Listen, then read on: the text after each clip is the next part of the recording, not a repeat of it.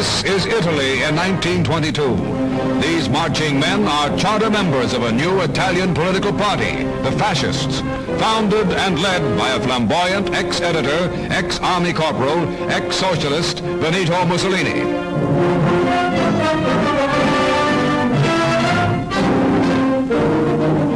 Fascism has been Mussolini's dream for 7 years. Now the March on Rome.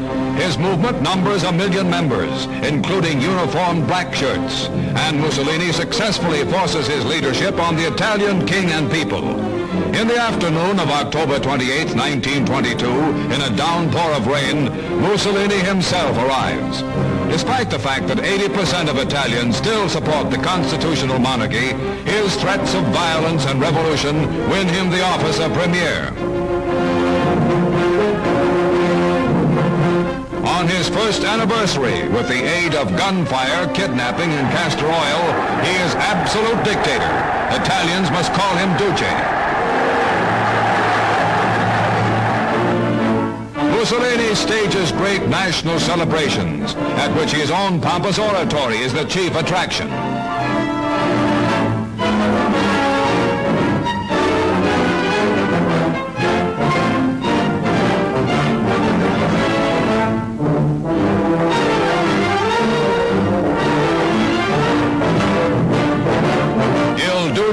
Organizes children, methodically breaking down natural instincts to make them creatures of the party.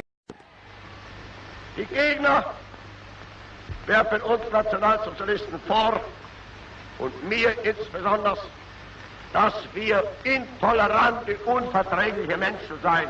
Wir wollten, sagen sie, mit anderen Parteien nicht arbeiten. Und ein Politiker verschärft das noch, indem er sagt, die Nationalsozialisten sind überhaupt nicht deutsch, denn sie lehnen die Arbeit mit anderen Parteien ab. Also ist es typisch deutsch, 30 Parteien zu besitzen. Ich habe hier eines zu erklären, die Herren haben ganz recht. Wir sind intolerant. Ich habe mir ein Ziel gestellt, nämlich die 30 Parteien aus Deutschland hinauszufegen. Sie verwechseln uns mit ihresgleichen selbst. Wir haben ein Ziel uns gewählt und verfechten es fanatisch, rücksichtslos bis ins Grab hinein. With every official in the land standing at attention, with bands blaring and flags flying, with thousands of Arabs packing the rooftops and crying, Allah protect the Duce, with the same wild scenes repeated for mile after mile, past new aerodromes, sun-baked deserts, and modern Arab towns built on the fascist model, down the wide new road that winds along the coast, Mussolini visits his African colony at the head of a motorcade 3 miles long. No conquering hero of ancient times could have dreamt of a wilder reception. Stopping time and again to listen to repeated words of praise, to hear even the voice from the minaret crying Viva, Libya's governor, Marshal Balbo, and his master wear the mask of imperialism. The tragic surrender of Austria to the German military machine commenced when the former Austrian Chancellor Kurt von Schuschnigg failed to satisfy the demands of the German Führer. Immediately following a meeting at Hitler's chalet in the Bavarian mountains, Schuschnigg, defying Hitler, said, "Austria will stand or fall with a special German mission." And he added, "We are a Christian state, a German state and a free state, and in this country everyone is equal before the law." But within a few short hours, all peoples around the globe were electrified to learn that what Bismarck dreamed of but could not accomplish came to a thundering realization with Germany's lightning-like invasion of Austria. From Innsbruck to Brenner Pass, Austrian independence was crushed beneath the heels of goose-stepping Nazi legions. The hand of friendship is extended with a mailed fist, with the now historic lifting of the border gate, a tragic symbol of surrender.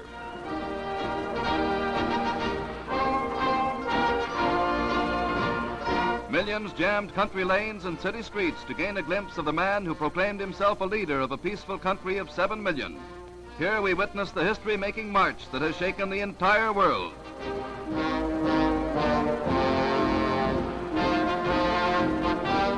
True, a peaceful invasion, but one of submission rather than a triumphant conquest by the Nazi Legion.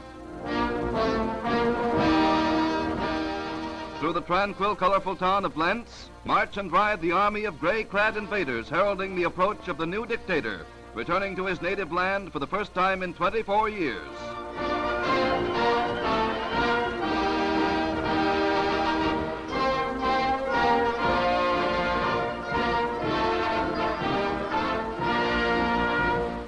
In Vienna, city of song and music known round the world, 500,000 pack the streets while buildings are covered with the symbols of the German Reich.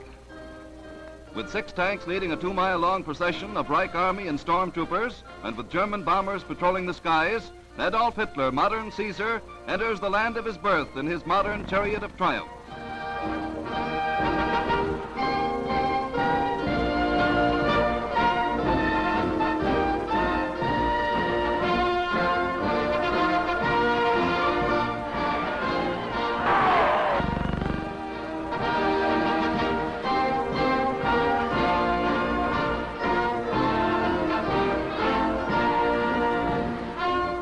The demonstration was an organized one. Stormtroopers and Austrian Nazis were everywhere, stimulating a peace-loving people in cheering and accepting the self-styled leader.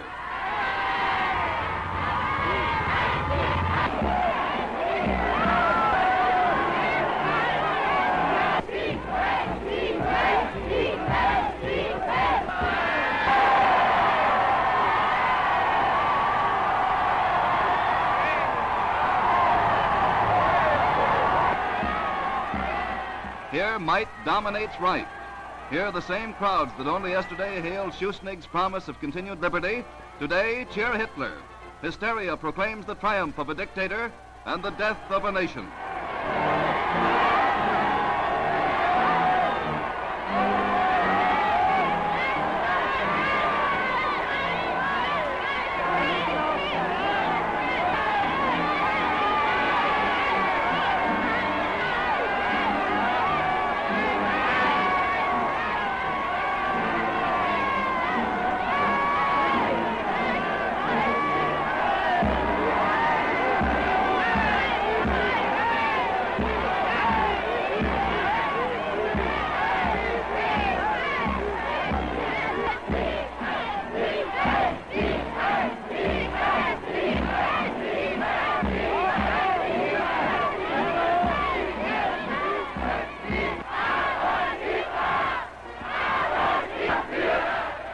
Der Fuhrer prances to and fro on the balcony of Vienna's imperial palace, screaming his challenge.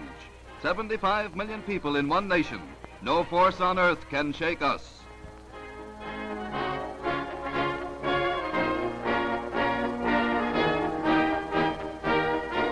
Dictator Hitler, with the speed of a thunderbolt, has added to Germany 32,377 square miles, nearly 7 million subjects, and lands rich in agriculture and mineral resources.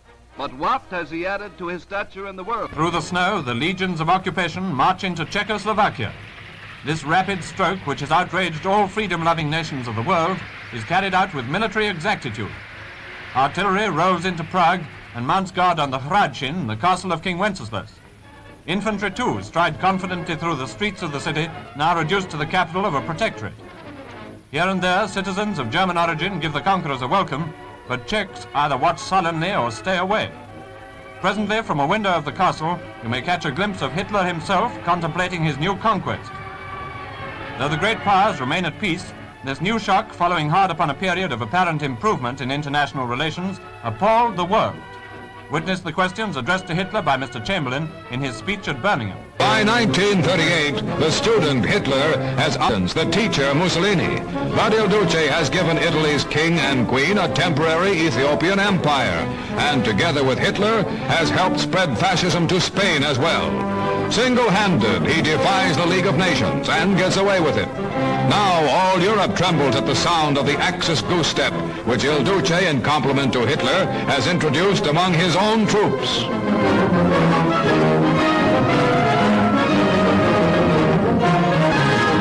As World World War seems inevitable, England and France signed peace commitments with the Axis at Munich, September 38, on the Axis' own terms. Definitely the junior partner of the Axis, Mussolini still has a whip hand over Chamberlain and Daladier. He is welcomed home from Munich. Next year he overruns Albania. A year afterward, with France defeated and England tottering, he takes Italy into World War II. This is one result. Thousands of Italians. Benito Mussolini, inventor of fascism. In 1922, a reactionary upstart. In 1933, all-powerful dictator of one of the world's great nations.